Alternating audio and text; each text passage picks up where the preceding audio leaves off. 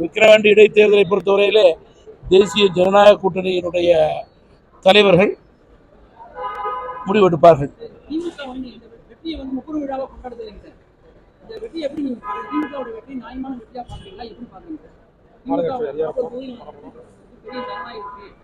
பணபலம், ஆட்பலம், அதிகார பலம்.